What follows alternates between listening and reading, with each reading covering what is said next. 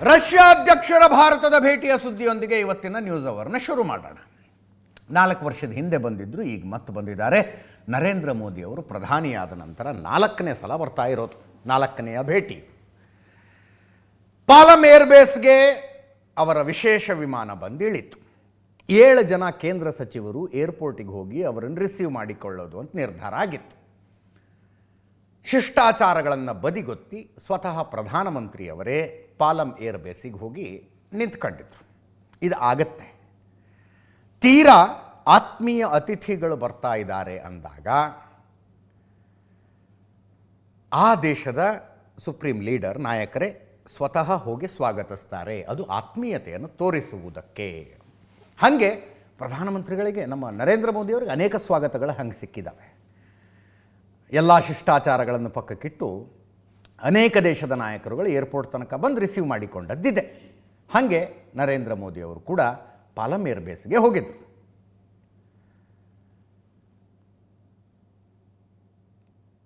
ಇಡೀ ಪ್ರಪಂಚದಲ್ಲಿ ಅತಿ ಹೆಚ್ಚು ಭದ್ರತೆ ಇರುವ ನಾಯಕರುಗಳ ಪೈಕಿ ವ್ಲಾಡಿಮಿರ್ ಪುಟಿನ್ ಒಬ್ಬರು. ಅತಿ ಹೆಚ್ಚು ಪ್ರಾಣ ಭಯ ಇರುವ ನಾಯಕರ ಪೈಕಿ ವ್ಲಾಡಿಮಿರ್ ಪುಟಿನ್ ಒಬ್ಬರು. ಅಂದರೆ ಬಿಡಿ, ಆ ಸೆಕ್ಯೂರಿಟಿ ನೆಕ್ಸ್ಟ್ ಲೆವೆಲಿಗೆ ಅಂದರೆ ನೆಕ್ಸ್ಟ್ ಲೆವೆಲಿಗೆ ಇರುತ್ತೆ. ಅಲ್ಲಿಂದ ಕಾರ್ ಕಳಿಸಿರ್ತಾರೆ ಮೊದಲೇ ಓಡಾಡೋದಕ್ಕೆ. ಅವರು ಸೆನೆಟ್ ಅನ್ನೋ ಕಾರ್ ಇದೆ ಅವ್ರದ್ದು, ಲಿಟ್ರಲಿ ಟ್ಯಾಂಕ್ ಇದ್ದಂಗಿದೆ ಅದು. ಹೇಳ್ತೀನಿ ಅದ್ರ ಬಗ್ಗೆ ಆಮೇಲೆ. ಆ ಕಾರ್ ಮೊದಲೇ ಬಂದಿರುತ್ತೆ ಇವ್ರು ದಿಲ್ಲಿಲಿ ಓಡಾಡೋಕ್ಕೆ ಅಂತ. ರಿಸೀವ್ ಮಾಡಿಕೊಳ್ಳೋದಕ್ಕೆ ಪಾಲಮ್ ಏರ್ಬೇಸಿಗೆ ಆ ಕಾರ್ ಬಂದಿತ್ತು. ಆದರೆ ನರೇಂದ್ರ ಮೋದಿಯವರು ಪಾಲಮ್ ಏರ್ಬೇಸಿಗೆ ಬಂದದ್ದು ರೇಂಜ್ ರೋವರ್ ಕಾರ್ನಲ್ಲಿ. ಅದೇನೋ ನಂಗೆ ನಾಳೆ ಸುದ್ದಿಗಳು ಬರಬಹುದು ಯಾಕೆ ಈ ಬದಲಾವಣೆಗಳಾಯಿತು ಅಂತ. ವ್ಲಾಡಿಮಿರ್ ಪುಟಿನ್ರನ್ನು ಸ್ವಾಗತಿಸಿಕೊಂಡ್ರು. ನಂತರ ಇಬ್ಬರು ಹೋಗಿ ಕೂತ್ಕೊಂಡಿದ್ದು ಫಾರ್ಚುನರ್ ಕಾರ್ನಲ್ಲಿ. ಮಹಾರಾಷ್ಟ್ರ ರಿಜಿಸ್ಟ್ರೇಷನ್ನಿಂದ ಒಂದು ವೈಟ್ ಕಲರ್ ಫಾರ್ಚುನರ್ ಇತ್ತು, ಅದಕ್ಕೆ ಹೋಗಿ ಕೂತ್ಕೊಂಡ್ರು. ನೋಡಿ, ಜಗತ್ತಿನ ಯಾವ ದೇಶದ ಭೇಟಿಗೆ ಹೋದರೂ ಇನ್ನೊಬ್ಬರ ಕಾರನ್ನು ಅವ್ರು ಹತ್ತೋದಿಲ್ಲ. ಅವ್ರದ್ದೇ ಕಾರ್ ಮಲ್ಟಿಪಲ್ ಕಾರ್ಸ್ ಇರ್ತವೆ. ಅವು ಮೊದಲೇ ಹೋಗಿ ನಿಂತ್ಕೊಂಡಿರ್ತವೆ ರಿಸೀವ್ ಮಾಡಿಕೊಳ್ಳೋದಕ್ಕೆ, ಅದರಲ್ಲಿ ಹೋಗ್ತಾರೆ. ಬಟ್ ಇವತ್ತು ಅದೊಂದು ವೈಟ್ ಕಲರ್ ಫಾರ್ಚುನರ್ನಲ್ಲಿ ಮೋದಿಯವರು ಅವ್ರನ್ನ ಕರೆದು ಕೂಡಿಸ್ಕೊಂಡ್ರು. 7 ಗಂಟೆಗೆ ಲ್ಯಾಂಡ್ ಆಗಿದ್ದು ಅವ್ರದ್ದು ಸ್ಪೆಷಲ್ ಫ್ಲೈಟು. ಒಂದು ಶಾಸ್ತ್ರೀಯ ಸ್ವಾಗತವನ್ನು ಕೋರಲಾಯಿತು. ಸ್ವಾಗತ ಕೋರುವುದಕ್ಕೆ ಈ ಭರತನಾಟ್ಯ ಪಟುಗಳವರೆಲ್ಲ ಇದ್ದರು.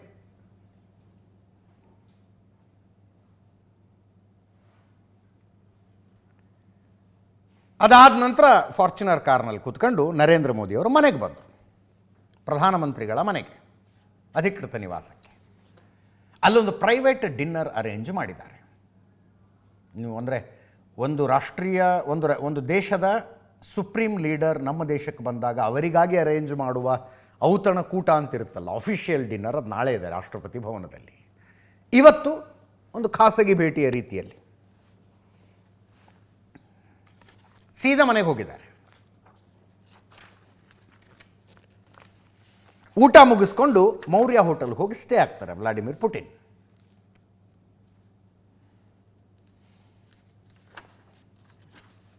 ಎಂಟು 37 ಆಯ್ತು. ಈಗ 9 ಗಂಟೆ ಅಷ್ಟೊತ್ತಿಗೆ ಮೌರ್ಯ ಹೋಟೆಲ್ಗೆ ಹೋಗ್ತಾರೆ ಅಂತ. ನಾಳೆ ಬೆಳಗ್ಗೆಯಿಂದ ಕಾರ್ಯಕ್ರಮಗಳ ಸರಣಿ ಇರೋದು. ನಾಳೆ ಬೆಳಗ್ಗೆ ಸಿರೀಸ್ ಆಫ್ ಪ್ರೋಗ್ರಾಮ್ಸ್. 11 ಗಂಟೆ ರಾಷ್ಟ್ರಪತಿ ಭವನಕ್ಕೆ ಹೋಗ್ತಾರೆ. ಅಲ್ಲಿ ಪುಟಿನ್ ಅವ್ರಿಗೊಂದು ಭವ್ಯ ಸ್ವಾಗತ ಇದೆ. 11:15 ರಾಜ್ಘಾಟ್ಗೆ ಹೋಗ್ತಾರೆ. ಗಾಂಧೀಜಿ ಸಮಾಧಿಗೆ ಗೌರವ ಸಲ್ಲಿಸ್ತಾರೆ 11:15. 11 ಗಂಟೆ 50 ನಿಮಿಷಕ್ಕೆ ಭಾರತ ರಷ್ಯಾ ಶೃಂಗಸಭೆಯಲ್ಲಿ ಭಾಗಿಯಾಗ್ತಾರೆ.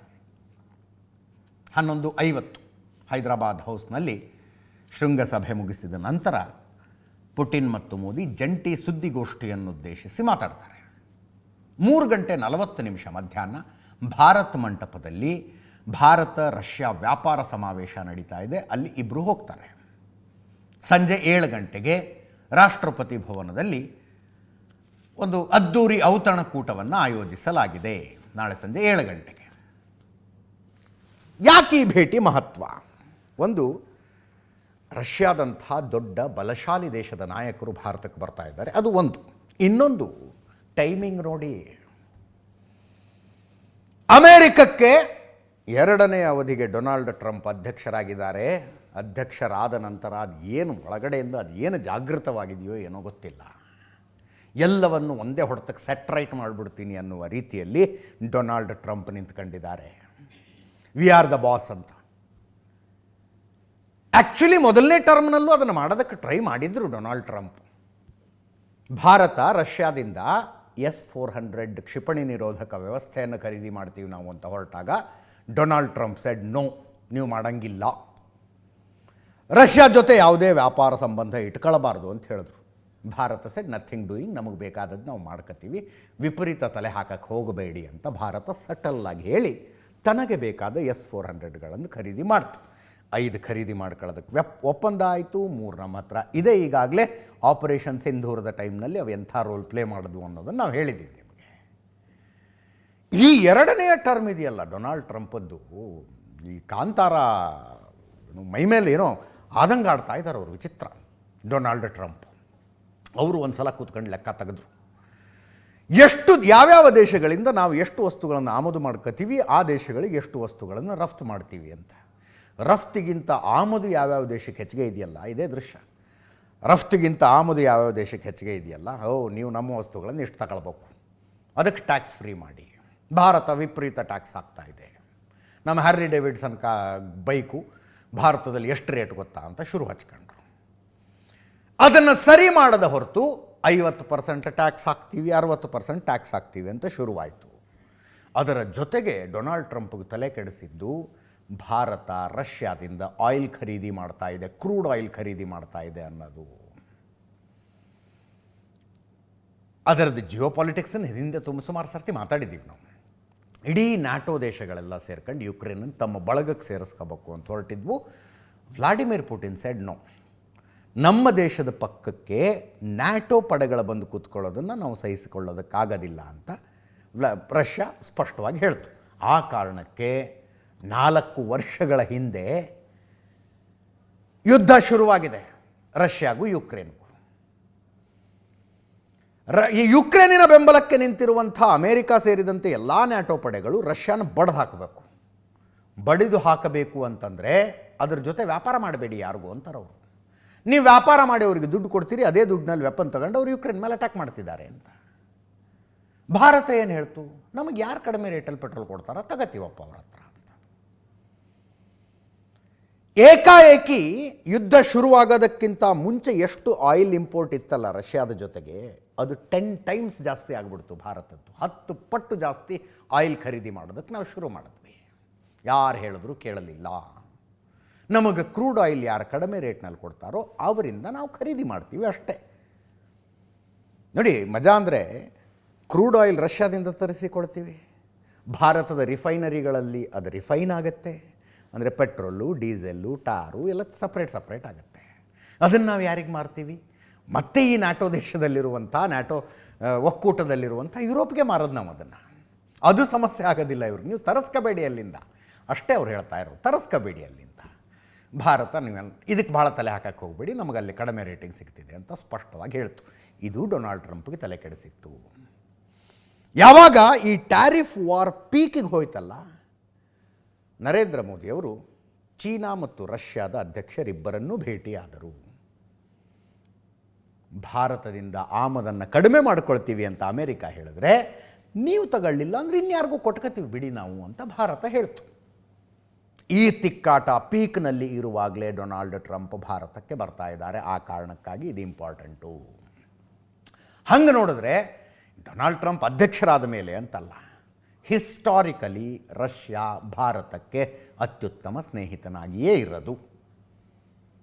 ಮೋದಿ ಇರುವಾಗ ಅಂತಲ್ಲ, ಹಿಸ್ಟಾರಿಕಲಿ ಐತಿಹಾಸಿಕವಾಗಿ. ಹಂಗೆ ನೋಡ್ತಾ ಹೋದ್ರೆ 1965 ವಾರ್ ತಗೊಳ್ಳಿ, 1971 ವಾರ್ ತಗೊಳ್ಳಿ, 1998ನಲ್ಲಿ 1998ರಲ್ಲಿ ನಾವು ಅಣು ಪರೀಕ್ಷೆ ಮಾಡಿದಾಗ ತಗೊಳ್ಳಿ,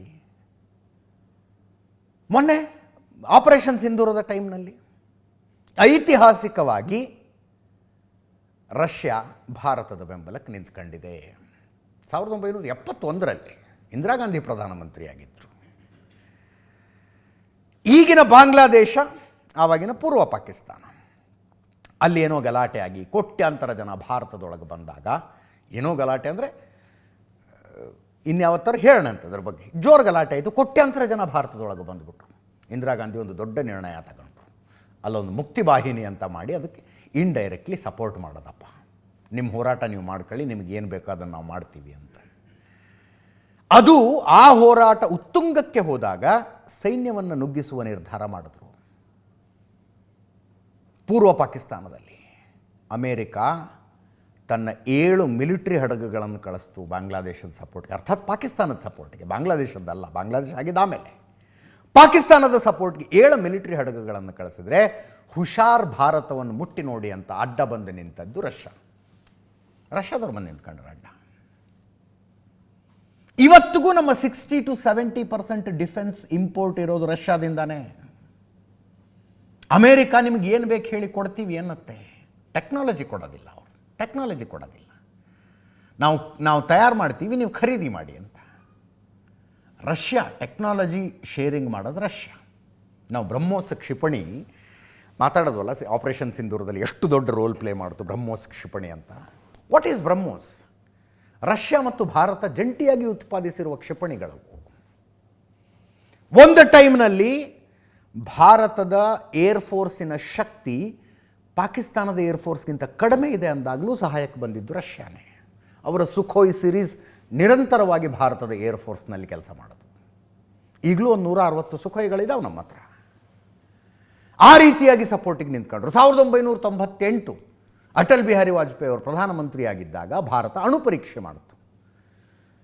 ಅಮೇರಿಕಾ ಸೇರಿದಂತೆ ಪ್ರಪಂಚದ ದೊಡ್ಡ ದೊಡ್ಡ ದೇಶಗಳೆಲ್ಲ ಭಾರತದ ಮೇಲೆ ದಿಗ್ಬಂಧನ ಹಾಕಿದಾಗ, ಆರ್ಥಿಕ ದಿಗ್ಬಂಧನ ಹಾಕಿದಾಗ, ಭಾರತಕ್ಕೆ ಅಣು ಪರೀಕ್ಷೆ ಮಾಡುವ ಮತ್ತು ಅಣ್ವಸ್ತ್ರಗಳನ್ನು ಹೊಂದುವ ಹಕ್ಕಿದೆ ಅಂತ ವಾದ ಮಾಡಿದ್ದು ರಷ್ಯಾನೇ.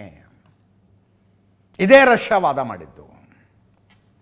ಈಗ ಒಂದು S-400 ಕ್ಷಿಪಣಿ ನಿರೋಧಕ ವ್ಯವಸ್ಥೆಯನ್ನು ಖರೀದಿ ಮಾಡೋದಕ್ಕೆ ಅಮೇರಿಕ ಹೆಂಗೆ ಅಡ್ಡಗಾಲಾಗ್ತು, ಭಾರತ ಅದನ್ನು ಕೇರ್ ಮಾಡದೆ ಹೆಂಗೆ ಖರೀದಿ ಮಾಡ್ತು ಅನ್ನೋದನ್ನು ಹೇಳಿದೆ ನಾನು ನಿಮಗೆ.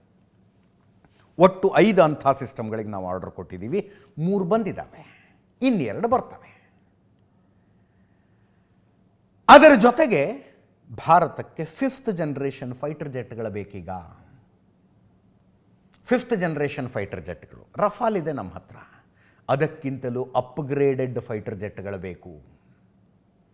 ಜಗತ್ತಿನಲ್ಲಿ ಅಂಥ ಫೈಟರ್ ಜೆಟ್ಗಳು 2 ದೇಶದಲ್ಲಿದ್ದಾವೆ, ಒಂದು ಅಮೇರಿಕಾ, ಇನ್ನೊಂದು ರಷ್ಯಾ.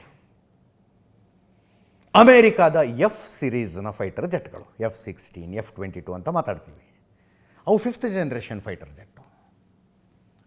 ಅದಕ್ಕೆ ಟಕ್ಕರ್ ಕೊಡುವಂಥ, ಅದಕ್ಕೆ ಕಾಂಪಿಟೇಷನ್ ಕೊಡುವಂಥ ಫೈಟರ್ ಜೆಟ್ಗಳು ರಷ್ಯಾದಲ್ಲಿದ್ದಾವೆ. Su-57 ಅಂತ ಹೇಳ್ತೀವಿ, ಸುಖೋಯ್ 57. ಬೆಂಗಳೂರಿನಲ್ಲಿ ಏರೋ ಇಂಡಿಯಾ ಶೋ ಆದಾಗ ಇವು 2 ಬಂದಿದ್ವು. ಅಂದರೆ ಭಾರತ ಖರೀದಿ ಮಾಡ್ತಾ ಇದೆ, ನಾವೊಂದು ಪ್ರದರ್ಶನ ಕೊಡಬೇಕು ಅಂತ, ಕೆಪಾಬಿಲಿಟೀಸ್ ತೋರಿಸ್ಬೇಕು ಅಂತ 2 ಬಂದಿದ್ವು. ಭಾರತ ನಿರ್ಧಾರ, ಅಮೇರಿಕನೂ ಕೊಡೋಕ್ಕೆ ರೆಡಿ ಇದೆ, F-22ನ ಕೊಡ್ತೀವಿ ನಾವು ಅಂತಾರೆ. Su-57 ರಷ್ಯಾ ನಾವು ಕೊಡ್ತೀವಿ ಅಂತಾರೆ. ಭಾರತ ಚೂಸ್ ಮಾಡ್ಕೋಬೇಕು ಯಾವ ತಗೊಳ್ಳೋದು ಅಂತ. ಬಹುಶಃ ನಾಳಿನ ದ್ವಿಪಕ್ಷೀಯ ಮಾತುಕತೆಯಲ್ಲಿ ಅದರ ಬಗ್ಗೆ ಒಂದು ಕನ್ಕ್ಲೂಷನ್ನಿಗೆ ಬರಬಹುದು. 5th ಜನರೇಷನ್ ಫೈಟರ್ ಜೆಟ್ಗಳು ಬೇಕಲ್ಲ, ಸುಖೋಯ್ 57 ಖರೀದಿ ಮಾಡುವ ಬಗ್ಗೆ ಒಂದು ಕನ್ಕ್ಲೂಷನ್ನಿಗೆ ಬರಬಹುದು. S-400 ಕ್ಷಿಪಣಿ ವ್ಯವಸ್ಥೆ ಇನ್ನು 2 ಬಾಕಿ ಇದಾವಲ್ಲ, ಅವು ಯಾವಾಗ ಡೆಲಿವರ್ ಆಗ್ತವೆ ಅನ್ನೋದು ಫೈನಲ್ ಆಗಬಹುದು. S-400 ಇಂಪ್ರೂವೈಸ್ಡ್ ವರ್ಷನ್ ಇದೆ, S-500 ಅಂತ ಕರಿತೀವಿ ಅದನ್ನು.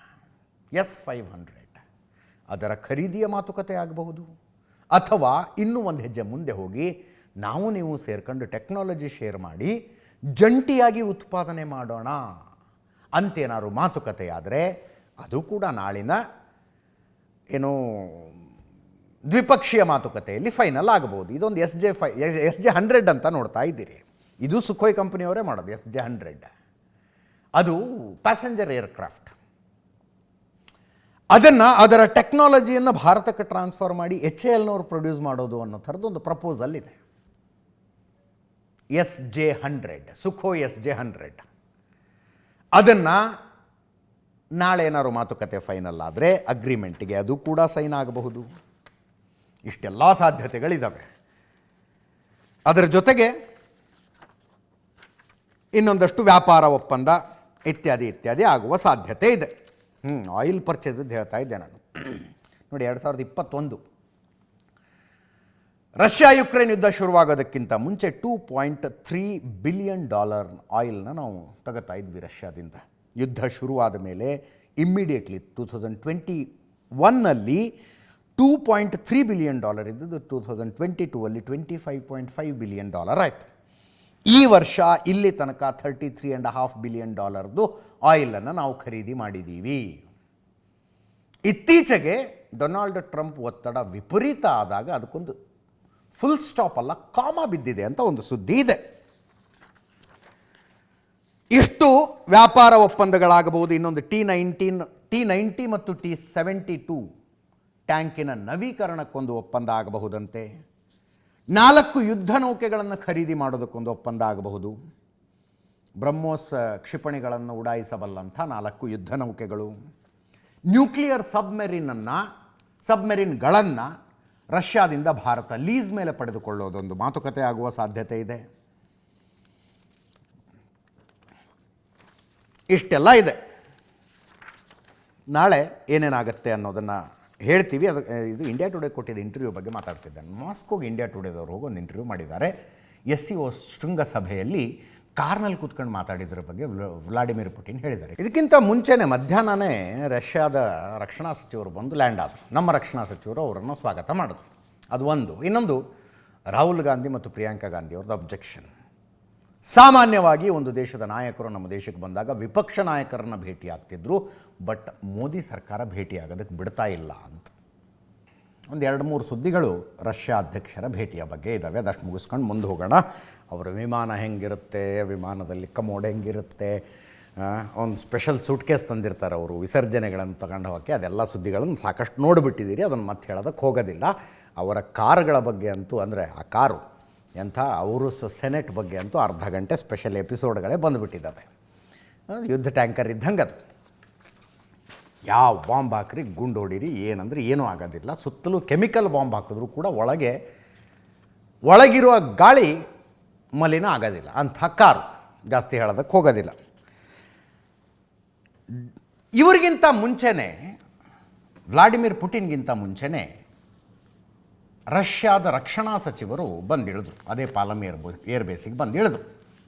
ಆಂಡ್ರೆ ಬೆಲೋಸೋವ್ ಅಂತ ಅವ್ರ ಹೆಸರು. ಅಲ್ಲಿನ ರಕ್ಷಣಾ ಸಚಿವರನ್ನು ನಮ್ಮ ರಕ್ಷಣಾ ಸಚಿವರು ಸ್ವಾಗತಿಸಿದರು. ರಾಜನಾಥ್ ಸಿಂಗ್ ಅವರು, ರಕ್ಷಣಾ ಇಲಾಖೆಯ ರಾಜ್ಯ ಸಚಿವರು ಸ್ವಾಗತಿಸಿದರು. ರಾಷ್ಟ್ರೀಯ ಯುದ್ಧ ಸ್ಮಾರಕಕ್ಕೆ ಹೋದರು. ಅಲ್ಲಿ ರಕ್ಷಣಾ ಸಚಿವರು ಅಲ್ಲಿಗೆ ಬಂದಿದ್ದರು. 22ನೇಯ ರಕ್ಷಣಾ ಸಚಿವರುಗಳ ಸಭೆ, ದ್ವಿಪಕ್ಷೀಯ ಚರ್ಚೆ ಆಯಿತು. ಮಧ್ಯಾಹ್ನ 3:36 ಅವರ ವಿಶೇಷ ವಿಮಾನ ಬಂತು. ಸೇಠ್ ಸಂಜಯ್, ರಕ್ಷಣಾ ಇಲಾಖೆಯ ರಾಜ್ಯ ಸಚಿವರು ಅವರನ್ನು ಸ್ವಾಗತಿಸಿದರು. 4:21 ರಾಷ್ಟ್ರೀಯ ಯುದ್ಧ ಸ್ಮಾರಕಕ್ಕೆ ಬೆಲೋಸೋವ್ ಭೇಟಿ ಕೊಟ್ಟರು. ಆ ಫೋಟೋಗಳನ್ನು ನೋಡ್ತಾ ಇದ್ದೀರಿ. ಸಾಯಂಕಾಲ 4:45 ಮಣೆಕ್ ಶಾ ಸೆಂಟರ್ನಲ್ಲಿ ರಷ್ಯಾದ ರಕ್ಷಣಾ ಸಚಿವರಿಗೆ ಸೇನಾ ಗೌರವ ಕೊಡಲಾಯಿತು, ರಾಜನಾಥ್ ಸಿಂಗ್ ಅವರ ಸಮ್ಮುಖದಲ್ಲಿ. 5 ಗಂಟೆ ಅಷ್ಟೊತ್ತಿಗೆ ದ್ವಿಪಕ್ಷೀಯ ಮಾತುಕತೆಗಳು ನಡೆದವು. ರಾಜನಾಥ್ ಸಿಂಗ್ ಅವರು ಮಾತಾಡಿದ್ದಾರೆ, ಕೇಳಿಸ್ಕೊಳ್ಳಿ. इकोनॉमिक साइड पर हम पिछले महीने मॉस्को में हुए India Russia working group on trade and economic cooperation की 26th मीटिंग के सफल आयोजन का स्वागत करते हैं और हम Russia led Eurasian Economic Union के साथ फ्री ट्रेड एग्रीमेंट के लिए बातचीत शुरू होने का भी स्वागत करते हैं. एक्सेलेंसी, हम 23rd India Russia annual summit के लिए रशियन फेडरेशन के president his excellency mister Vladimir Putin के भारत आने का भी बेसब्री से इंतजार कर रहे थे. वह आज पूरा हुआ है और यह लीडर्स समिट दोनों देशों के बीच स्पेशल और प्रिविलेज पार्टनरशिप को और मजबूत करेगी, ऐसा मेरा विश्वास है. इन्हीं शब्दों के साथ योर एक्सेलेंसी मैं आपसे आपके रिमार्क्स के लिए अनुरोध करूंगा. एक्सेलेंसी, इकोनॉमिक साइड पर हम पिछले महीने मॉस्को में हुए India Russia working group on trade and economic cooperation की 26th मीटिंग के सफल आयोजन का स्वागत करते हैं और हम Russia led Eurasian Economic Union के साथ फ्री ट्रेड एग्रीमेंट के लिए बातचीत शुरू होने का भी स्वागत करते हैं।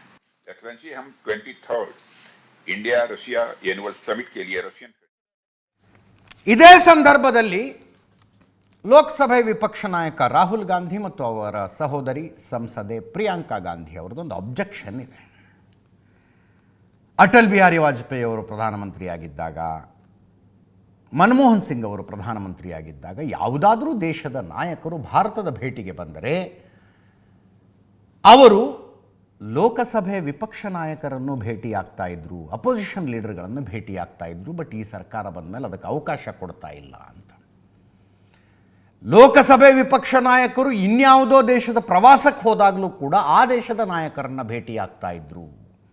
ಈಗ ಈ ಸರ್ಕಾರ ಆ ದೇಶದ ನಾಯಕರಿಗೆ ಹೇಳುತ್ತಂತೆ, ನಮ್ಮ ಅಪೋಸಿಷನ್ ಲೀಡರ್ ಬರ್ತಿದ್ದಾರೆ, ನೀವು ಯಾರೋ ಅವ್ರನ್ನ ಭೇಟಿ ಆಗಬೇಡಿ ಅಂತ ಹೇಳ್ಬಿಡ್ತಾರಂತೆ. ಈಗ ಇಲ್ಲಿ ಬಂದಾಗಲೂ ಹೇಳ್ತಾರಂತೆ, ನೀವು ಯಾವ ಕಾರಣಕ್ಕೂ ಅವ್ರನ್ನ ಭೇಟಿ ಆಗಬಾರ್ದು ಅಂತ. ರಾಹುಲ್ ಗಾಂಧಿ ಮತ್ತು ಪ್ರಿಯಾಂಕಾ ಗಾಂಧಿ ಅವರು ಮಾತಾಡಿದ್ದಾರೆ, ಕೇಳಿಸ್ಕೊಳ್ಳಿ. जनरली इस सरकार की पॉलिसी है नॉर्मली ट्रेडिशन होता है कि एलओपी के साथ जो भी बाहर से आते हैं उनकी मीटिंग होती है.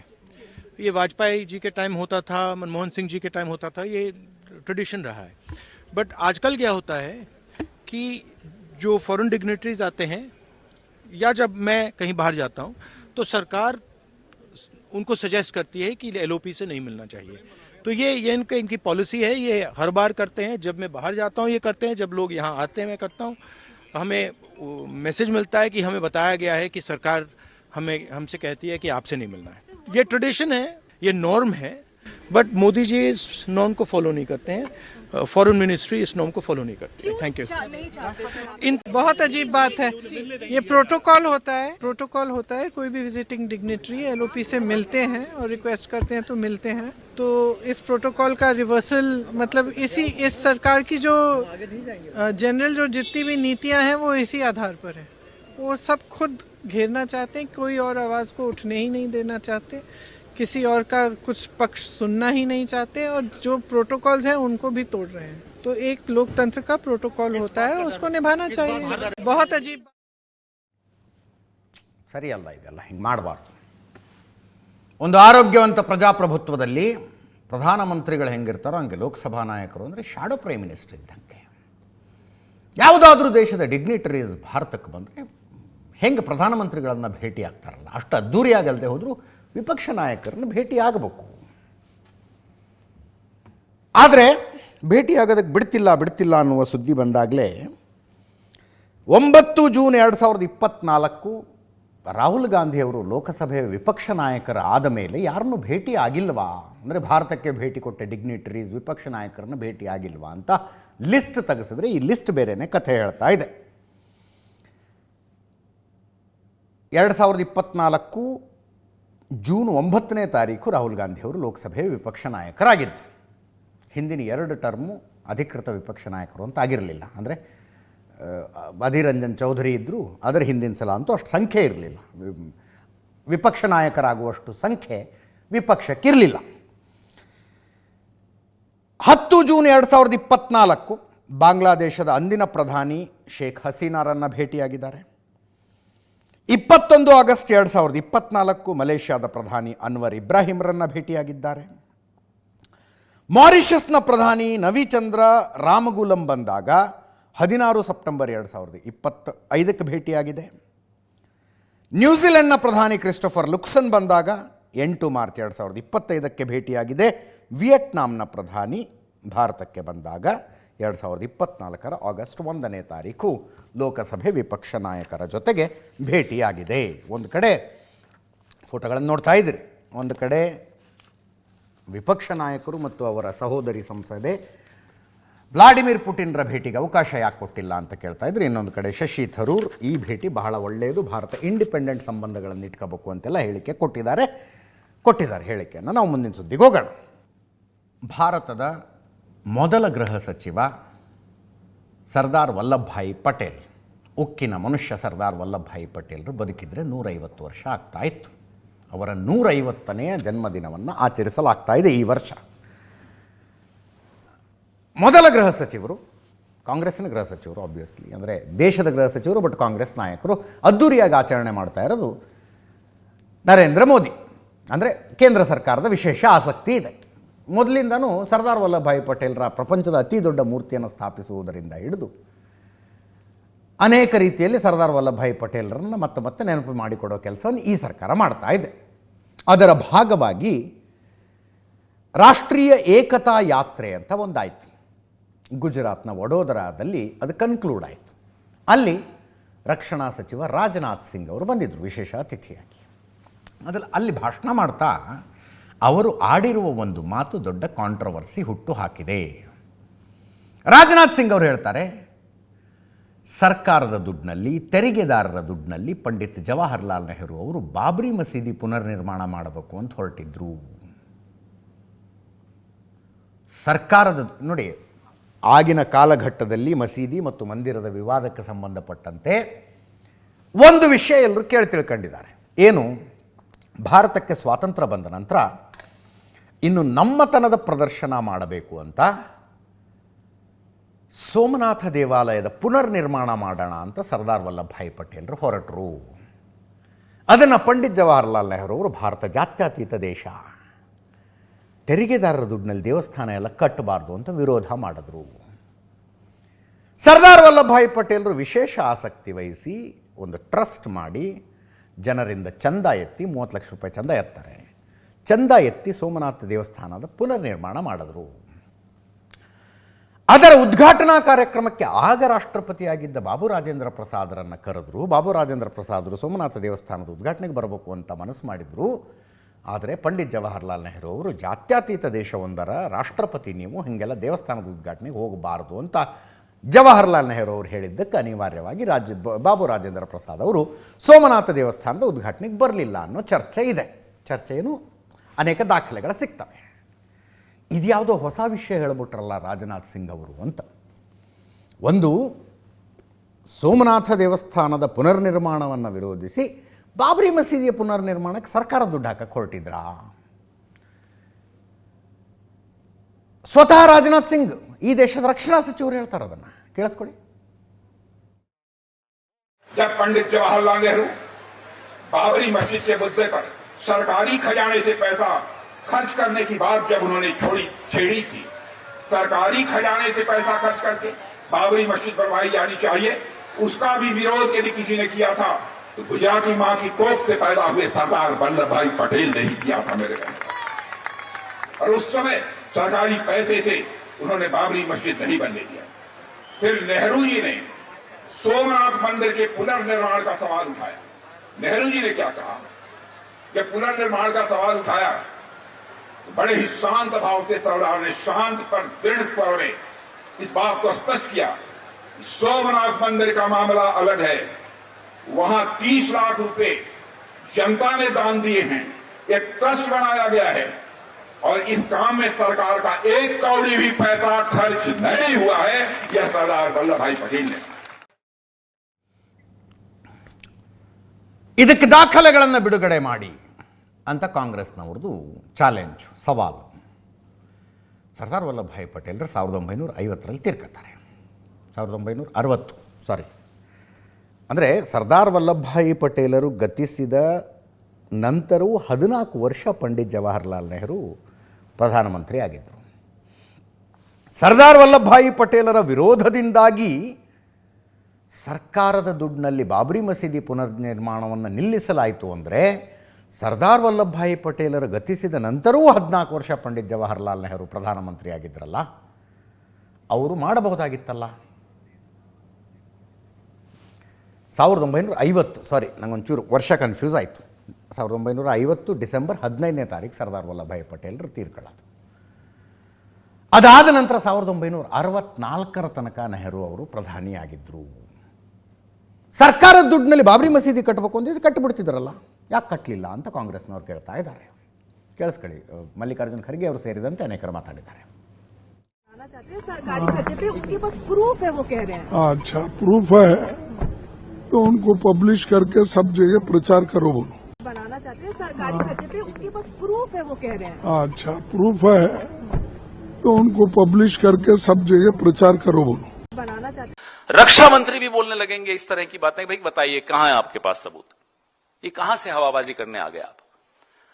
इसका सबूत नहीं है उनके पास। लेकिन यहां झंडेवालान में 800 साल पुराना मंदिर अभी कुछ दिनों पहले गिराया जा रहा है क्योंकि आरएसएस के मुख्यालय की पार्किंग बनानी है, इसका सबूत है हमारे पास। ये अजीब सी बातें करते हैं साहब। नेहरू जी ने बाबरी मस्जिद, अरे भाई बाबरी मस्जिद कब बनी थी? 1560 में बनी होगी शायद। नेहरू जी कब पैदा हुए थे? सरदार पटेल जी की मृत्यु कब हुई थी? 1950 में हुई थी। उसके 14 साल बाद भी नेहरू जी तो थे ना, बनाई क्या बाबरी मस्जिद? ಪಂಡಿತ್ ಜವಾಹರ್ಲಾಲ್ ನೆಹರು ಅವರು ಸರ್ಕಾರ ದುಡ್ಡಿನಲ್ಲಿ ಬಾಬರಿ ಮಸೀದಿ ಪುನರ್ನಿರ್ಮಾಣ ಮಾಡೋದಕ್ಕೆ ಹೊರಟಿದ್ರ. ಅದಕ್ಕೇನು ಯಾವುದು ಸರ್ಕಾರಿ ಆದೇಶ ಅಂಥದ್ದೇನು ಸಿಗೋದಿಲ್ಲ. ಆದರೆ ಒಂದು ಪುಸ್ತಕದಲ್ಲಿ ಆ ವಿಷಯ ಪ್ರಸ್ತಾಪ ಆಗಿದೆ. ಸರ್ದಾರ್ ಪಟೇಲ್ರ ಮಗಳು ಒಂದು ಪುಸ್ತಕ ಪ್ರಕಟಣೆ ಮಾಡ್ತಾರೆ. ಇದನ್ನು ನಾನು ಏನೋ ಪುಸ್ತಕ ಬರೀತಾರೆ ಅಂತ ಹೇಳಲಿಲ್ಲ, ಪ್ರಕಟಣೆ ಮಾಡಿದರು. ಮಣಿಬೆನ್ ಪಟೇಲ್, ಸರ್ದಾರ್ ಪಟೇಲ್ರ ಮಗಳು. Inside story of Sardar Patel, the diary of Maniben Patel ಅಂತ. ಅಂದರೆ ಸ್ವಂತಕ್ಕೇನು ಬರೀಲಿಲ್ಲ ಅವರು, ಸರ್ದಾರ್ ಪಟೇಲ್ರ ಪ್ರತಿದಿನ ಬರೀತಾ ಇದ್ದ ಡೈರಿ ಇತ್ತಲ್ಲ, ಅದನ್ನು ಆಧಾರವಾಗಿಟ್ಕೊಂಡು ಒಂದು ಪುಸ್ತಕವನ್ನು ಪ್ರಕಟಿಸಿದರು. ಆ ಪುಸ್ತಕದ 24ನೇ ಪುಟದಲ್ಲಿ ಬಾಬರಿ ಮಸೀದಿ ಮತ್ತು ಸೋಮನಾಥ ದೇವಸ್ಥಾನದ ಪುನರ್ನಿರ್ಮಾಣದ ಉಲ್ಲೇಖ ಬರುತ್ತೆ. ನನಗೂ ಪಂಡಿತ್ ಜವಾಹರ್ಲಾಲ್ ನೆಹರುಗೂ ಹಿಂಗಿಂಗೆ ಮಾತುಕತೆಯಾಗಿತ್ತು ಅಂತ ಸರ್ದಾರ್ ಪಟೇಲರು ಬರೆದಿಟ್ಟಿದ್ದರು. ಸೆಪ್ಟೆಂಬರ್ 20, 1950 ಮಾತುಕತೆ ಅಂತ ಡೇಟ್ ಸಮೇತ ಬರೆದಿಟ್ಟಿದ್ದಾರೆ. ಇಂಥ ದಿವಸ ನನಗೂ ನೆಹರು ಅವ್ರಿಗೂ ಹಿಂಗಿಂಗೆ ಮಾತುಕತೆ ಆಯಿತು ಅಂತ. ಅಂದರೆ ನೆಹರು ಅವರು ಪ್ರಸ್ತಾಪಿಸಿದ್ರಂತೆ, ಸರ್ಕಾರದಿಂದ ಬಾಬರಿ ಮಸೀದಿ ಪುನರ್ನಿರ್ಮಾಣ ಮಾಡೋಣ ಅಂತ. ಅದಕ್ಕೆ ಸರ್ಕಾರ ದುಡ್ಡು ಖರ್ಚು ಮಾಡಬೇಡಿ ಅಂತ ನಾನು ಹೇಳಿದೆ ಅಂತ ಪಟೇಲರು ಬರೆದಿಟ್ಟಿದ್ದಾರಂತೆ. ಅದು ಈ ಪುಸ್ತಕದ 24ನೇ ಪುಟದಲ್ಲಿ ಬಂದಿದೆ. ಮಣಿಬೆನ್ ಪಟೇಲ್ ಅವರು ಬರೆದಿರೋದು. ಇನ್ನೇನು ನಿಜಾನ ಸುಳ್ಳ ಕೇಳಬೇಕು ಅಂದರೆ ಸರ್ದಾರ್ ಪಟೇಲರು ಇಲ್ಲ, ಮಣಿಬೆನ್ನು ಇಲ್ಲ, ಪಂಡಿತ್ ಜವಾಹರ್ಲಾಲ್ ನೆಹರು ಅವರು ಇಲ್ಲ. ಹೀಗೆ ಚರ್ಚೆಗಳು ನಡ್ಕೊಂಡು ಹೋಗ್ತಾ ಇರ್ತಾವಷ್ಟೇ. ಮುಂದಿನ ಸುದ್ದಿಗೆ ಹೋಗೋಣ. ಇವತ್ತು ದೆಹಲಿಯ ಪಾರ್ಲಿಮೆಂಟ್ ಹೌಸ್ನಲ್ಲಿ BJP ಹಿರಿಯ ನಾಯಕರುಗಳದೊಂದು ಮೀಟಿಂಗ್ ಆಯಿತು. ಸ್ವತಃ ಪ್ರಧಾನಿ ನರೇಂದ್ರ ಮೋದಿಯವರು ಅದರಲ್ಲಿ ಇದ್ದರು. ಮೋದಿಯವರಿದ್ದರು, ಅಮಿತ್ ಶಾ ಇದ್ದರು, ರಾಷ್ಟ್ರೀಯ ಸಂಘಟನಾ ಕಾರ್ಯದರ್ಶಿ BL ಸಂತೋಷ್ ಅವರಿದ್ದರು, BJP ರಾಷ್ಟ್ರೀಯ ಅಧ್ಯಕ್ಷರು ಆನ್ ಎಕ್ಸ್ಟೆನ್ಷನ್ ಇರುವ JP ನಡ್ಡಾ ಅವರು ಇದ್ದರು. 4 ವಿಷಯ ಚರ್ಚೆ ಆದವು ಅಂತ ಮಾಹಿತಿ. ಒಂದು, JP ನಡ್ಡಾ ಅವರು ಎಕ್ಸ್ಟೆನ್ಷನ್ನಲ್ಲಿದ್ದಾರೆ BJP ರಾಷ್ಟ್ರೀಯ ಅಧ್ಯಕ್ಷರಾಗಿ. ಹೊಸ ಅಧ್ಯಕ್ಷರ ಆಯ್ಕೆಗೆ ಈಗಾಗಲೇ ಸಮಯ ಮೀರೋಗಿದೆ. 2020ರಿಂದಲೂ ಎಕ್ಸ್ಟೆನ್ಷನ್ ಆಗ್ತಾ ಬರ್ತಾ ಇದ್ದಾರೆ. ಹೊಸ ರಾಷ್ಟ್ರೀಯ ಅಧ್ಯಕ್ಷರ ಆಯ್ಕೆ ಜನವರಿ ತಿಂಗಳಲ್ಲಿ ಆಗುತ್ತಂತೆ. ಜನವರಿಯಲ್ಲಿ ಮಾಡಿಬಿಡೋಣ ಅಂತ ಆಗಿದೆ. ಒಂದು ಅದಾಯಿತು. ಇನ್ನೊಂದು ಕೇಂದ್ರ ಸಚಿವ ಸಂಪುಟ ಪುನರ್ರಚನೆ ಮತ್ತು 5 ಸ್ಟೇಟ್ ಎಲೆಕ್ಷನ್ ಬರ್ತಾ ಇದೆ ಮುಂದಿನ ವರ್ಷ. ಅದರ ಜೊತೆಗೆ ಉತ್ತರ ಪ್ರದೇಶದ ರಾಜ್ಯಾಧ್ಯಕ್ಷರ ಆಯ್ಕೆ. ಈ 4 ವಿಷಯಗಳ ಚರ್ಚೆ ಆಗಿದ್ದಾವೆ ಅಂತ. ರಾಷ್ಟ್ರೀಯ ಅಧ್ಯಕ್ಷರ ಬಗ್ಗೆ ಒಂದು ಕುತೂಹಲ ಇದೆ. ಹಂಗೆ ನೋಡಿದರೆ ಕರ್ನಾಟಕದ್ದು BJP ರಾಜ್ಯಾಧ್ಯಕ್ಷರ ಅಂದರೆ ವಿಜೇಂದ್ರ ಅವರು ರಾಜ್ಯಾಧ್ಯಕ್ಷರಾಗಿದ್ದಾರೆ. ಇದು ಮುಂದುವರಿದ ಟರ್ಮ, ಹೊಸದಾಗಿ ಘೋಷಣೆ ಮಾಡ್ತಾರೆ, ಅದು ಆಗಬೇಕು. ಬಟ್ ಈ ಮೀಟಿಂಗ್ನಲ್ಲಿ ಏನು ಚರ್ಚೆಗೆ ಬಂದ ಹಂಗಿಲ್ಲ. ಈಗ ಹೊಸ ವಿಷಯ ನೋಡಿ, 6 ತಿಂಗಳಿಂದ ಈ ಸುದ್ದಿ ಹೇಳ್ತಾನೆ ಇದ್ದೀವಿ ನಾವು. ರೇಸ್ನಲ್ಲಿ ಅವರು ಬಂದರು, ರೇಸ್ನಿಂದ ಇವ್ರು ಹೋದರು ಅಂತ ಗೊತ್ತಿಲ್ಲ. ಈಗ ಮಾತ್ರ ಜನವರಿಯಲ್ಲಿ ಘೋಷಣೆ ಮಾಡೋದು ಅಂತ ಆಗಿದೆಯಂತೆ. BJPಗೆ ಈ ಮೋದಿ ಮಾತೆತ್ತಿದ್ರೆ ನಾರಿ ಶಕ್ತಿ ಅಂತಾರೆ. ಬಟ್ BJPಗೆ ಇನ್ನೂ ತನಕ ಒಬ್ಬ ಮಹಿಳೆ ರಾಷ್ಟ್ರೀಯ ಅಧ್ಯಕ್ಷರಾಗಿಲ್ಲ. ಈ ಸಲ ವಸುಂಧರಾ ರಾಜೆ ಅವರ ಹೆಸರು ಕೂಡ ಲಿಸ್ಟ್ನಲ್ಲಿ ಓಡಾಡ್ತಾ ಇದೆ. ಆಗದಿಲ್ವೋ ಹೇಳೋದಕ್ಕೆ ಬರೋದಿಲ್ಲ. ರಾಜಸ್ಥಾನದ ಮಾಜಿ ಮುಖ್ಯಮಂತ್ರಿ ವಸುಂಧರಾ ರಾಜೆ ಅವರ ಹೆಸರು ಕೂಡ ಓಡಾಡ್ತಾ ಇದೆ. ಅವ್ರನ್ನ ಬಿಟ್ಟರೆ ಧರ್ಮೇಂದ್ರ ಪ್ರಧಾನ್, ಭೂಪೇಂದ್ರ ಯಾದವ್, ಶಿವರಾಜ್ ಸಿಂಗ್ ಚೌಹಾಣ್, ಮನೋಹರ್ ಲಾಲ್ ಖಟ್ಟರ್, ಕೇಶವ್ ಪ್ರಸಾದ್ ಮೌರ್ಯ, ವಸುಂಧರಾ ರಾಜೆ, ಇಷ್ಟೇ ಹೆಸರುಗಳು ಓಡಾಡ್ತಾ ಇದ್ದಾವೆ. ಜನವರಿಯಲ್ಲಿ ಅನೌನ್ಸ್ ಆಗುತ್ತಂತೆ, ಆದಾಗ ಹೇಳ್ತೀವಿ. ಮುಂದಿನ ಸುದ್ದಿ, ರಾಜ್ಯ BJP ಭಿನ್ನರ ಗುಂಪು ದಿಲ್ಲಿಲಿತ್ತು. ರಮೇಶ್ ಜಾರಕಿಹೊಳಿ ಅವರ ನೇತೃತ್ವದಲ್ಲಿ BJP ಭಿನ್ನರೆಲ್ಲ ದಿಲ್ಲಿಗೆ ಹೋಗಿದ್ದರು. ಅನೇಕ ನಾಯಕರುಗಳನ್ನು ಭೇಟಿಯಾಗಿದ್ದಾರೆ. ಕೇಂದ್ರ ಸಚಿವರುಗಳನ್ನು ಭೇಟಿಯಾದರು. ಪ್ರಹ್ಲಾದ್ ಜೋಶಿ ಅವರನ್ನ, ಕುಮಾರಸ್ವಾಮಿ ಅವರನ್ನು, ಸೋಮಣ್ಣ ಅವರನ್ನ ಭೇಟಿಯಾದರು. ರಾಷ್ಟ್ರೀಯ ಸಂಘಟನಾ ಕಾರ್ಯದರ್ಶಿ BL ಸಂತೋಷ್ ಅವ್ರನ್ನ ಭೇಟಿಯಾದರು. ಇದು ಡಿಸೈಡೆಡ್ ಮೀಟಿಂಗ್ ಇತ್ತು. ಡಿಸೆಂಬರ್ ಮೊದಲ ವಾರದಲ್ಲಿ ಹೋಗ್ತಾರೆ ಅನ್ನೋದಿತ್ತು. ಡಿಸೆಂಬರ್ 1ನೇ ತಾರೀಕು ಹೋಗ್ತಾರೆ ಅಂತ 3 ದಿವಸ ಇದ್ದರು. ಅವರು ವಾಪಸ್ ಹೊರಟಿದ್ದಾರೆ, ಬರ್ತಾ ಇದ್ದಾರೆ, ಬಂದು ರೀಚ್ ಆದರು. ಏನು ರಾಜ್ಯಾಧ್ಯಕ್ಷರ ಬದಲಾವಣೆಯ ಆಗ್ರಹ ಮಾಡೋದಕ್ಕೆ ಹೋಗಿದ್ರಾ ಅಂತ ಕೇಳಿದರೆ ಕುಮಾರ್ ಬಂಗಾರಪ್ಪ ಅವರು ಇಲ್ಲ ಅಂದರು. ಅದರ ಬಗ್ಗೆ ನಾವು ಪದೇ ಪದೇ ಚರ್ಚೆ ಮಾಡೋದಿಲ್ಲ ಅಂತ. ಇದೇ ಟೀಮ್ನ ಆ್ಯಕ್ಟಿವ್ ಮೆಂಬರ್ ಆಗಿದ್ದ, ಹೈಪರ್ ಆ್ಯಕ್ಟಿವ್ ಮೆಂಬರ್ ಆಗಿದ್ದ ಬಸನಗೌಡ ಪಾಟೀಲ್ ಯತ್ನಾಳರನ್ನು BJPಯಿಂದ ಉಚ್ಚಾಟಿಸಲಾಯಿತು. ಅದು ಈ ಟೀಮನ್ನು ಡಿಸ್ಟರ್ಬ್ ಮಾಡಿದೆಯಾ ಕೇಳಿದ್ರೆ ಹಾಗೇನು ಇಲ್ಲ ಅಂತಾರೆ ಕುಮಾರ್ ಬಂಗಾರಪ್ಪ ಅವರು. ಕೇಳಿಸ್ಕೊಳ್ಳಿ.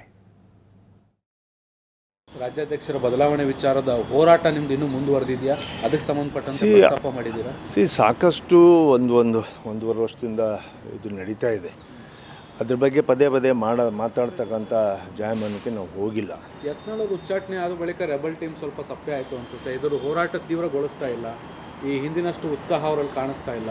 ಯತ್ನಾಳ್ ಅವರು ವಾದ ನಾವಿಲ್ಲಿ ತರೋದಕ್ಕೆ ಸಾಧ್ಯ ಇಲ್ಲ. ನಮ್ಮ ಉದ್ದೇಶ ಇರತಕ್ಕಂಥದ್ದು 2028ಗೆ BJP ಫುಲ್ ಫ್ಲೆಡ್ಜ್ ಆಗಿ ಒಂದು ಗೌರ್ಮೆಂಟ್ ಆಗಿ ಬರಬೇಕು ಅನ್ನೋದು ನಮ್ಮ ಉದ್ದೇಶ ಇದೆ. ಇವಾಗ ಅಂತಿಮವಾಗಿ ವರಿಷ್ಠ ತಗೊಳ್ತಕ್ಕಂಥ ತೀರ್ಮಾನ ಫೈನಲ್ ಆಗುತ್ತೆ. ಪ್ರಯತ್ನಗಳು ನಾವು ಮಾಡಿಲ್ಲ ಅಂತಲೂ ಹೇಳೋದಿಲ್ಲ. ನಾವು ಇಂಥವ್ರನ್ನೇ ಒಬ್ಬರನ್ನ ಮಾಡಿ ಅಂತಲೂ ಹೇಳಿಲ್ಲಲ್ಲ. ನಾವು ಕರೆಕ್ಷನ್ಸ್ ಮಾಡಿದರೆ 2028ಗೆ it would be better. And we don't have, ನಮಗೆ ಟೈಮ್ ಇಲ್ಲ ಅನ್ನೋದನ್ನು ಮಾತ್ರ ನಾವು ಅಪ್ಡೇಟ್ ಮಾಡ್ತೇವೆ. ಕುಮಾರಸ್ವಾಮಿ ಅವರು is our NDA partner. So ಅವರು ಬಂದಿದ್ದರಿಂದ ನಾವೇನು ಸಿಂಗಲ್ ಆಗಿ ಹೋದಾಗ 104ವರೆಗೂ ಹೋಗಿದ್ವಿ. ನಾವು ಇವಾಗ ಅವರೆಲ್ಲರೂ ಬಂದಿರೋದ್ರಿಂದ 140 or 145 ವಿಲ್ ಟಚ್ ಅನ್ನೋದು ನಮಗೆ ಒಂದು ಆಶ್ವಾಸನೆ ಇದೆ. ನಮಗೆ ರಾಜ್ಯಾಧ್ಯಕ್ಷರ ಬದಲಾವಣೆ ವಿಚಾರದ ಹೋರಾಟ ನಿಮ್ದು ಇನ್ನೂ ಮುಂದುವರೆದಿದೆಯಾ? ಅದಕ್ಕೆ ಸಂಬಂಧಪಟ್ಟಂತೆ ಪ್ರಸ್ತಾಪ ಮಾಡಿದ್ದೀರಾ? ಸಾಕಷ್ಟು ಒಂದೂವರೆ ವರ್ಷದಿಂದ. ಇಂಟ್ರೆಸ್ಟಿಂಗ್ಲಿ ಇದೇ ಟೈಮಲ್ಲಿ ಯಡಿಯೂರಪ್ಪನವರು ದಿಲ್ಲಿಲಿದ್ದಾರೆ. ಅವರು ಅಮಿತ್ ಶಾ ಅವರ ಭೇಟಿಗೇನೋ ಪ್ರಯತ್ನಿಸ್ತಿದ್ದಾರಂತೆ. ನೋಡೋಣ ಏನಾಗುತ್ತೆ. ಮುಂದಿನ ಸುದ್ದಿಗೆ ಹೋಗೋಣ. ರಾಜ್ಯ ರಾಜಕಾರಣದಲ್ಲಿ ಆಡಳಿತ ಪಕ್ಷದಲ್ಲಿ ನಾಯಕತ್ವ ಬದಲಾವಣೆಯ ಚರ್ಚೆ ಎಲ್ಲಿಂದ ಎಲ್ಲಿ ತನಕ ಹೋಗಿದೆ ಅನ್ನೋದು ನಿಮಗೆ ಗೊತ್ತು. ಅದಕ್ಕೊಂದು ರೀತಿಯ ಕದನ ವಿರಾಮ ಆಗಿದೆ. ಈಗ ದಿಲ್ಲಿಯಿಂದ ಹೇಳಿದ್ರು, ನೀವೇ ಕೂತ್ಕೊಂಡು ಮಾತಾಡಿ ಅಂತ ದಿಲ್ಲಿಯಿಂದ ಮೆಸೇಜ್ ಬಂತು. ಆ ಪ್ರಕಾರ DK ಶಿವಕುಮಾರ್ ಅವರು ಸಿದ್ದರಾಮಯ್ಯನವ್ರ ಮನೆಗೆ ಹೋದರು. ಅರ್ಥಾತ್ ಉಪಮುಖ್ಯಮಂತ್ರಿಗಳು ಮುಖ್ಯಮಂತ್ರಿಗಳ ಮನೆಗೆ ತಿಂಡಿಗೆ ಹೋದರು. ಏನೇನು ತಿಂಡಿ ಇತ್ತು ಅನ್ನೋದರಿಂದ ಹಿಡಿದು ಎಲ್ಲ ವಿವರಗಳು ನಿಮಗೆ ಗೊತ್ತು. ಅದಾದ ಮೇಲೆ ಮುಖ್ಯಮಂತ್ರಿಗಳು ಉಪಮುಖ್ಯಮಂತ್ರಿಗಳ ಮನೆಗೆ ಬಂದರು. ಸಿದ್ದರಾಮಯ್ಯನವ್ರ ಮನೆಗೆ DK ಶಿವಕುಮಾರ್ ಅವರು ಹೋದಾಗ ತಿಂಡಿ ಏನೇನಿತ್ತು ಅದೆಲ್ಲ ಚರ್ಚೆ ಆಯಿತು. ಬಟ್ ಸಿದ್ದರಾಮಯ್ಯನವರು DK ಶಿವಕುಮಾರ್ ಅವರ ಮನೆಗೆ ಬಂದಾಗ ಚರ್ಚೆ ಆಗಿದ್ದೇ ಬೇರೆ ವಿಷಯ. ಕೈಯಲ್ಲಿನ ವಾಚು, ಅದು ಯಾವ ಪುಣ್ಯಾತ್ಮನಿಗೆ ಇದ್ರ ಕಡೆ ಎಲ್ಲ ಗಮನ ಹೋಗುತ್ತೋ ನನಗೆ ಗೊತ್ತಿಲ್ಲ. ಕಾರ್ಟಿಯಾರ್ ಕಂಪನಿಯ ವಾಚ್ ಅಂತಿತ್ತು. ಕಾರ್ಟಿಯಾರ್ ಉಪಮುಖ್ಯಮಂತ್ರಿಗಳ ಕೈಯಲ್ಲೂ ಅದೇ ವಾಚು, ಮುಖ್ಯಮಂತ್ರಿಗಳ ಕೈಯಲ್ಲೂ ಅದೇ ವಾಚು. ಕಾರ್ಟಿಯಾರ್ ಕಂಪನಿ ಇವ್ರು ವಾಚ್ ಕಟ್ಕೊಂಡಿರ್ತಾರಂದ್ರೆ ಇವೆಲ್ಲ ಕಡಿಮೆ ರೇಟಿಂದ ಇರಲ್ಲ. ಇವು ಕಾರ್ಟಿಯಾರ್ ಕಂಪನಿಯ ವಾಚಿನ ರೇಂಜ್ ಶುರುವಾಗೋದು 8 ಲಕ್ಷದಿಂದ 40-45 ಲಕ್ಷ ತನಕ ಇದಾವಂಥ ವಾಚ್. ಇಬ್ಬರ ಕೈಯಲ್ಲೂ ಅದೇ ವಾಚ್ ಇತ್ತು. ನೋಡಿ, ಇಂಥದ್ದೇ ವಾಚಿನ ವಿಷಯ, ಹ್ಯೂಬ್ಲೋ ವಾಚ್, ಸಿದ್ದರಾಮಯ್ಯನವರ ಮೊದಲನೇ ಅವಧಿ ಮುಖ್ಯಮಂತ್ರಿ ಆಗಿದ್ದಾಗ ಅದು ಎಲ್ಲಿಂದ ಎಲ್ಲಿ ತನಕ ಹೋಯಿತು ಮ್ಯಾಟ್ರ್ ಅಂತ ನಿಮಗೆ ಗೊತ್ತು. ಫೈನಲಿ ಆ ವಾಚನ್ನು ತಂದು ಕ್ಯಾಬಿನೆಟ್ನಲ್ಲಿ ಇಟ್ಬಿಟ್ಟಿದ್ದಾರೆ. ಕೊಟ್ಬಿಟ್ರು ಸಿದ್ದರಾಮಯ್ಯನವರೇ, ತಗಳ್ರಪ್ಪ ಈ ವಾಚಿನ ಸುತ್ತ ಇಷ್ಟು ಯಾಕೆ ಅಂತ. ಈಗ ಮತ್ತೆ ವಾಚಿಂದೇ ಸುದ್ದಿ. ಸಿದ್ದರಾಮಯ್ಯನವರು ಪ್ರತಿಕ್ರಿಯೆಗೆ ಸಿಕ್ಕಿಲ್ಲ, ಬಟ್ DK ಶಿವಕುಮಾರ್ ಸಿಕ್ಕರು. ವಿಪಕ್ಷಗಳ ಪ್ರಶ್ನೆ ಕೇಳ್ತಾ ಇದ್ರು, ಎಲ್ಲಿಂದ ಬಂತ ವಾಚು ಅಂತ. DK ಶಿವಕುಮಾರ್ ಅವರು ಹೇಳಿದ್ರು, 6 ವರ್ಷದ ಹಿಂದೇನೋ ಆಸ್ಟ್ರೇಲಿಯಾಕ್ಕೆ ಹೋಗಿದ್ರಂಥವ್ರು. ಅಲ್ಲಿ ವಾಚ್ ಲೈಕ್ ಆಗಿದೆ, ತಮ್ಮದೇ ಕ್ರೆಡಿಟ್ ಕಾರ್ಡ್ ಉಜ್ಜಿ ತಗೊಂಡ್ರಂಥವ್ರು ವಾಚನ್ನು. ನನ್ನ ಕ್ರೆಡಿಟ್ ಕಾರ್ಡ್ನಲ್ಲಿ ನಾನೇನು ಸ್ವಂತ ದುಡ್ಡಿನಲ್ಲಿ ತಗೊಂಡಿರೋ ವಾಚರಿ ಅಂತ ಹೇಳ್ತಾ ಇದ್ದಾರೆ ಅವರು. ಆಯಿತು, ಅವ್ರ ದುಡ್ಡು ಏನು ಖರ್ಚು ಮಾಡ್ತಾರಪ್ಪ, ಖರೀದಿ ಮಾಡ್ತಾರೆ ಏನೋ ಇಷ್ಟ ಆಗಿದ್ದನ್ನು. ಆದರೆ ಇಷ್ಟು ದುಬಾರಿ ಬೆಲೆಯ ಒಂದು ವಾಚ್ 24 ಲಕ್ಷ ರೂಪಾಯಿ ಕೊಟ್ಟಿದ್ರಂತ ಅದಕ್ಕೆ DK ಶಿವಕುಮಾರ್ ಅವರು, ಕ್ರೆಡಿಟ್ ಕಾರ್ಡ್ ಉಜ್ಜಿ. ಅಷ್ಟು ದುಬಾರಿ ಬೆಲೆಯ ಒಂದು ವಾಚನ್ನು ಖರೀದಿ ಮಾಡಿದಾಗ ನೀವು ಎಲೆಕ್ಷನ್ ಅಫಿಡವಿಟ್ನಲ್ಲಿ ಡಿಕ್ಲೇರ್ ಮಾಡಬೇಕು ಅಂತ ಬಿ ಜೆ ಪಿಯವ್ರು ಹೇಳೋದಿದ್ನ. ಅಫ್ಕೋರ್ಸ್ ಬಿ ಜೆ ಪಿಯವ್ರು ಹೇಳೋದಲ್ಲ, ಮಾಡಬೇಕಾದದ್ದು ಹೌದು, ಕರ್ತವ್ಯ ಅದು. ಇಷ್ಟು ಬಂಗಾರ ತಗೊಂಡೆ, ಇಷ್ಟು ಶೇರ್ ತಗೊಂಡೆ, ಇಷ್ಟು ಜಮೀನು ತಗೊಂಡೆ, ಸೈಟ್ ತಗೊಂಡೆ, ಮನೆ ಕಟ್ಟಿಸ್ದೆ, ಎಲ್ಲವನ್ನೂ ಹೇಳಬೇಕಲ್ಲ. ಹಾಗೆ 24 ಲಕ್ಷ ರೂಪಾಯಿ ಕೊಟ್ಟು ಒಂದು ವಾಚ್ ತಗೊಂಡ್ರೆ ಅದನ್ನು ಸಲ್ಲಿಸಬೇಕಲ್ವ ಅಫಿಡವಿಟ್ನಲ್ಲಿ. ಛಲವಾದಿ ನಾರಾಯಣ ಸ್ವಾಮಿ ಅವರು ಪ್ರಶ್ನೆ ಕೇಳಿದ್ರು. ಫಸ್ಟು ವಾಚ್ ಎಲ್ಲಿಂದ ಬಂತು ಅಂತ ಕೇಳಿದಾಗ ಡಿ ಕೆ ಶಿವಕುಮಾರ್ ಅವರು ನಾನೇ ತಗೊಂಡಿದ್ದಪ್ಪ, ನಾನೇ ಖರೀದಿ ಮಾಡಿದ್ದೀನಿ, ಕ್ರೆಡಿಟ್ ಕಾರ್ಡು ಖರೀದಿ ಮಾಡಿದ್ದೀನಿ ಅಂದರು. ಅದಾದಮೇಲೆ ಎಲೆಕ್ಷನ್ ಅಫಿಡವಿಟ್ನಲ್ಲಿ ಯಾಕೆ ಹಾಕಿಲ್ಲ ಅಂತ ಕೇಳಿದ್ರೆ, ನಾನು ಹಾಕಿದ್ದೀನಿ, ನನ್ನ ಅಫಿಡವಿಟ್ ನನಗೆ ಚೆನ್ನಾಗಿ ಗೊತ್ತಿರುತ್ತೆ, ನಿಮಗೇನು ಗೊತ್ತಿರುತ್ತೆ ಅಂತಂದರು. ಅದಾದ ಮೇಲೆ ಛಲವಾದಿ ನಾರಾಯಣ ಸ್ವಾಮಿಯವರು ಎಲೆಕ್ಷನ್ ಅಫಿಡವಿಟ್ಟೇ ತಗೊಂಡು ಬಂದರು. ಅದರಲ್ಲಿ ಒಂದು ರೋಲೆಕ್ಸ್ ವಾಚು ಅಂತ ಬರೆದಿದ್ದೀರಿ, ಒಂದು ಹ್ಯೂಬ್ಲೋ ವಾಚು ಅಂತ ಬರೆದಿದ್ದೀರಿ. ಇದು ಎಲ್ಲಿದೆ? ಯಾವುದು ಕಾರ್ಟಿಯಾರ್ ವಾಚ್ ಎಲ್ಲಿದೆ ಅಂತ ಕೇಳ್ತಾ ಇದ್ದಾರೆ ಅವರು. ಈಗ ಉಪಮುಖ್ಯಮಂತ್ರಿಗಳ ಗಮನ ಮುಖ್ಯಮಂತ್ರಿ ಗಾದಿಯ ಮೇಲೆ, ವಿಪಕ್ಷಗಳ ಗಮನ ಉಪಮುಖ್ಯಮಂತ್ರಿಗಳ ಕೈಯಲ್ಲಿನ ವಾಚಿನ ಮೇಲೆ. ಕೇಳಿಸ್ಕೊಳ್ಳಿ, ಟೋಟಲ್ ಇದರ ಬಗ್ಗೆ ಏನೇನು ಪ್ರಶ್ನೋತ್ತರಗಳೇನೇನದು ಅಂತ ಒಂದು ಸಲ ಕೇಳಿಸ್ಕೊಳ್ಳಿ. Is my own watch.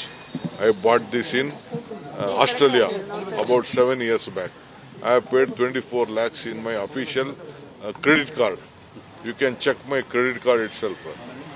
And I have declared it in my election affidavit.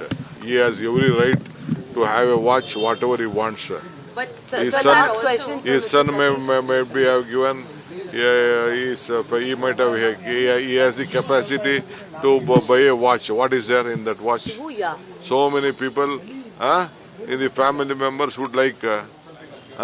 In our heritage, my father had about 7 watches. My father used to like watches. When he died, he has left me 7 watches. Who has to wear? Either my brother has to wear, either me has to wear that watches. ಅದನ್ನು 5-6 ವರ್ಷದ ಹಿಂದೆನೆ ತಗೊಂಡಿದ್ದೆ ಅಂತೇಳಿ ಬೇಕಾದ್ರೆ ನೀವು check ಮಾಡ್ಕೊಳ್ಳಿ. ನಾನು affidavit ಕೊಟ್ಟಿದ್ದೀನಿ ಎಲೆಕ್ಷನ್. ನಾನು ಅಫಿಡವಿಟ್ ತಂದಿದ್ದೀನಿ. ಅಫಿಡವಿಟ್ ನ ಪೇಜ್ ನಂಬರ್ 38ರಲ್ಲಿ Rolex watch 1 number 9 lakhs, Hublot watch ಅವರು ಡಿಕ್ಲೇರ್ ಮಾಡ್ಕೊಂಡಿರೋದು. 2 ವಾಚ್ ಅವರು ಡಿಕ್ಲೇರ್ ಮಾಡಿರೋದು. ಇವತ್ತು ಕಾರ್ಟಿಯರ್ ವಾಚ್ ಇದರಲ್ಲಿರೋದು ಡಿ ಕೆ ಶಿವಕುಮಾರ್ ಅವರ ಕೈಯಲ್ಲಿರೋದು ಕಾರ್ಟಿಯರ್ ಕಂಪನಿಯ ವಾಚ್. ಎಲ್ಲಿ ಡಿಕ್ಲೇರ್ ಮಾಡಿದ್ದೀರಿ ನೀವು? ಇದರ ಪ್ರಕಾರ ಈಗ ಅದು 43 ಲಕ್ಷ ಅಂತ ಇದೆ. ಇವತ್ತಿನ ಪ್ರೈಸ್ 43 ಲಕ್ಷ ಆಗಿದ್ರೆ ಇದು ಕದ್ದ ಮಾಲ, ಕೊಂಡ ಮಾಲ ಹೇಳ್ಬೇಕಲ್ಲ. ಒಂದು ಸಮಯ ನೀವು ರಾಜ್ಯಕ್ಕೆ ಸುಳ್ಳು ಹೇಳಿದ್ದೀರಿ ಜನರಿಗೆ. ನನ್ನ ಕಾರ್ಡ್ ಇಂದ ಪೇ ಮಾಡಿದ್ದೀನಿ ಅಂತ ಹೇಳಿದ್ದೀರಿ.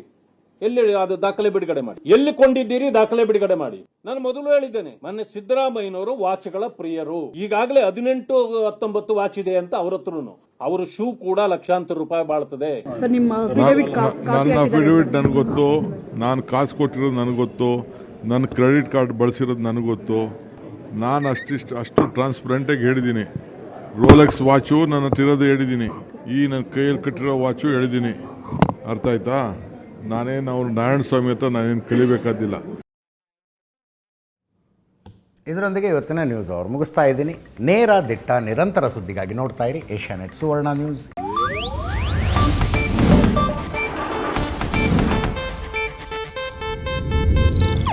ಇದು ಏಷ್ಯಾನೆಟ್ ನ್ಯೂಸ್ ನೆಟ್ವರ್ಕ್ ಪ್ರಸ್ತುತಿ.